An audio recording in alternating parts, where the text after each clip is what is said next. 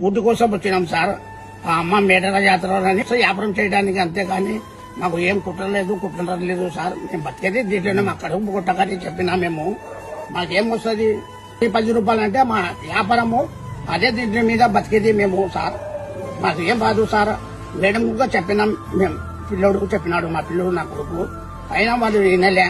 పోరి అని అంత బండ్లు గిందు మొత్తం పారేసినారు వీళ్ళు. అంత గల్లగొల్లం చేసినారు మా సరుకంతా. మేము అప్పు సప్పు చేసి తినవల్లం సార్ మేము అని చెప్పినాము. ఆ సారు లేదు పోరి మీరు అది ఇది ఆధార్ కార్డు ఈధార్ కార్డు అంటే అన్నీ తేవాలని మేము. వ్యాపారం కూలీల్లో ఒక 500 600 కూలీ కోసం పోయినాం మేము, అంతేకాని మాకు ఏమొస్తుంది? 1,000 వస్తుందా, లక్షలు వస్తుంది? బతికేది దీంట్లో 40 సంవత్సరాల నుంచి బతుకున్న దీంట్లోనే బతుకుతున్నాం మేము. చేసుకొని చెక్ చేస్తే చర్యలు తీసుకొని అప్పుడు నేను దానికి బాధ్యత ఉంటాను నేను, అంతేగాని లేనిపోని బీద కడుపు కొట్టాకని ఎక్కడి నుంచో బతకదానికి వస్తుంటాడు అన్న కొడుపు కొట్టాకండి. నేనే కాదు బీదవన్నీ కడుపు కొట్టాకరి మీరు. అది దయచేసి ఇది అన్ని ఇచ్చి పెట్టది. బీద మంచి ఏమో దోపిడీ చేస్తాడా?